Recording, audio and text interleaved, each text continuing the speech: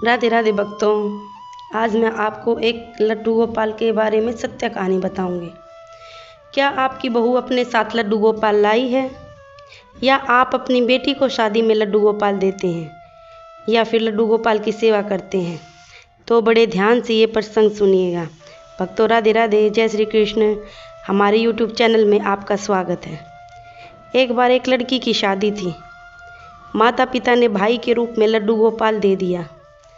भगवान श्री कृष्ण की अनन्य भक्त थी लड़की। वह उनसे बेहद प्यार करती थी। बड़ा ही संस्कारी परिवार था।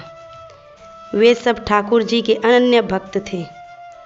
भाई सब रूप में लड्डू गोपाल को अपने साथ ले आई। यहाँ जब ससुराल में आई तो पहली बार लड्डू गोपाल आए थे। परिवार ने बहू का सम्मान किया, लड्डू गोपाल का स्वागत किया। अब लड्डू गोपाल अपने घर आ गए हैं तो वह उनका वैसे ही भोग लगाती थी जैसे वो अपने घर पर लगाती थी। उनको वैसे ही सुलाना, वैसे ही वस्त्र पहनाना, वैसे ही नहलाना, वैसे ही दूध पान करवाना, वैसे ही बातें करना।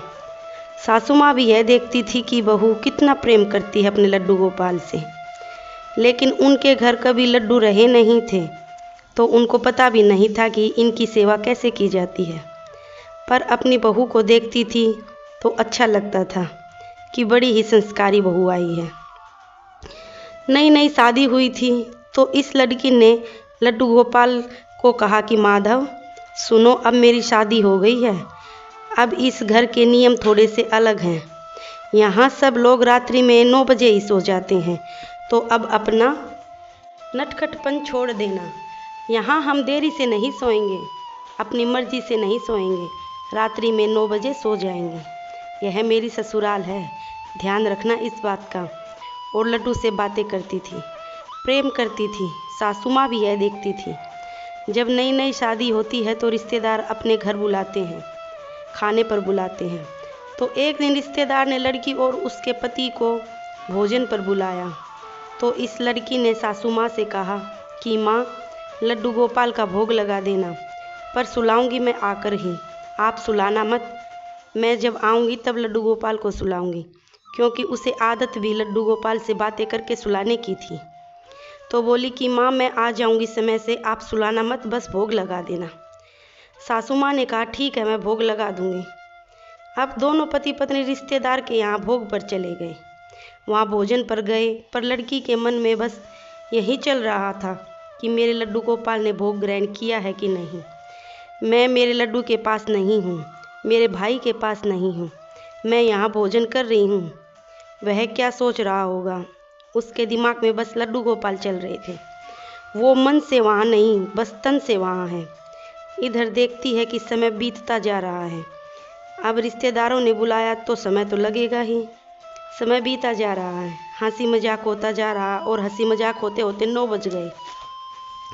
बड़ी चिंता हो रही कि लड्डू गोपाल को सुलाने का समय हो गया है और अभी तक हम यहाँ से निकले भी नहीं हैं।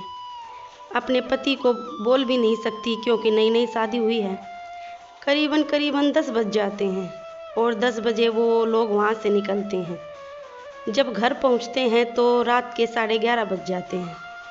घर में आते ही अपने भाई के पास जाती है, लड्डू गोपाल के पास जाती है और देखती है कि लड्डू गोपाल तो सो रहे हैं। उसे बड़ा सुकून मिलता है, बड़ा अच्छा महसूस होता है कि चलो मेरे लड्डू सो गए हैं। सासू माँ ने उन्हें भोग लगा दिया होगा और फिर सुला दिया होगा। यह तो बहुत अच्छा हो गया। बड़ी खुश होती है और उसका मन शांत हो जाता है। जब सुबह होती है, जब अपनी सासू माँ के पास जाती है चाय लेकर, सासू माँ से बोलती है बहुत बहुत धन्यवाद माँ जी आपका, मैं समझ सकती हूँ कि ये आपके लिए एकदम नया था। तो सासू माँ कहती है कि क्या हुआ। बहू कहती है कि माँ, कल रात को आपने लड्डू को सुला दिया, समय से सुला दिया। उसे मैंने कह दिया था कि यहाँ सब रात्रि में 9 बजे सो जाते हैं, तो 9 बजे वो सो जाता है। मैं घर बड़ी देर से आई थी, बड़ी चिंता हो रही थी मुझे। आकर देखा तो लड्डू तो सो रहे हैं, तो बड़ी खुशी हुई। बहुत बहुत धन्यवाद माँ। सासू माँ ने कहा अरे बेटा नहीं, कल रात को तुम्हें क्या बताऊँ क्या हुआ। मैंने भोग समय से लगा दिया था जैसे कि तू लगाती है, और हम लोग सो गए थे क्योंकि हमें पता था कि तुम देरी से आओगे। हम जल्दी सो गए थे और तुम कहकर गई थी कि तुम लड्डू को मत सुलाना, मैं आकर सुलाऊंगी। तो हम लोग आकर के सो गए थे। जब मैं सो गई तो एक बच्चा मेरे पास आया, मोटी मोटी आँखों वाला, घुंघराले बालों वाला। बच्चा यहाँ खड़ा है मेरे बिस्तर के पास, आंखें मल रहा है, आंखें लाल हुई पड़ी है और मुझसे कह रहा है कि दादी मुझे नींद आई है, मुझे सुला दो। मुझे कुछ होश नहीं, अपने नन्हे नन्हे हाथों से अपनी आंखें मल रहा है और ये कह कर के चल पड़ता है अपने छोटे छोटे कदमों से मंदिर की तरफ और गायब हो जाता है। मेरे कुछ समझ में नहीं आ रहा था और मैं मंदिर के पास खड़ी हूँ और देखती हूँ कि वहाँ लड्डू गोपाल बैठे हैं।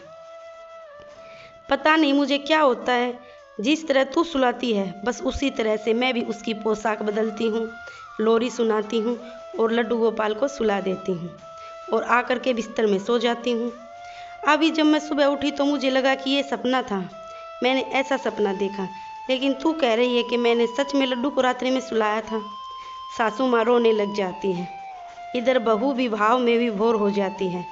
सासू माँ बहू को गले लगाकर कहती है कि तूने मेरे जीवन के इस आखिरी पड़ाव में साक्षात भगवान के दर्शन करवा दिए। मैं देखती हूँ कि कैसे स्नेह करती है तू लड्डू गोपाल को, कैसे प्यार करती है तू। मैंने लोगों से किस्से कहानियाँ सुने हैं, कैसे भोग लगाते हैं, कैसे स्नेह करते हैं, पर आज पता लग गया कि ये सब किस्से कहानियाँ नहीं, लड्डू गोपाल जहाँ होते हैं साक्षात हमारे घर में लड्डू गोपाल होते हैं। मैंने देखा है रात्रि में लड्डू गोपाल को और इस लड़की के आंसू नहीं रुक रहे थे, भाव में विभोर हो गई थी, क्योंकि वह जानती थी कि उसके भाई उसके हमेशा साथ हैं। भक्तों, बहुत सारे लोग ऐसे हैं जब उनकी लड़की का विवाह होता है, जब वह उसे विवाह में लड्डू गोपाल देते हैं, लेकिन यह पता नहीं होता कि अगला घर कैसा मिलेगा। लेकिन जिस घर में भी हमारे प्यारे लड्डू गोपाल रहते हैं वो घर स्वर्ग से कम नहीं होता। आज मैं आपको अपने लड्डू गोपाल के बारे में बताऊंगी। मेरे 2 लड्डू गोपाल हैं, केशव और माधव। दोनों बहुत ही प्यारे हैं। माधव बड़ा है, वह सीधा साधा है और हमारा छोटा केशव थोड़ा सा नटखट है। इन दोनों को मैं अपने भतीजे मानती हूँ। इनके मेरे जीवन में आने के बाद मेरी ज़िंदगी बदल गई। ये तो बस भाव के भूखे हैं, इन्हें तो थोड़ा सा प्यार चाहिए। बोलो राधे राधे।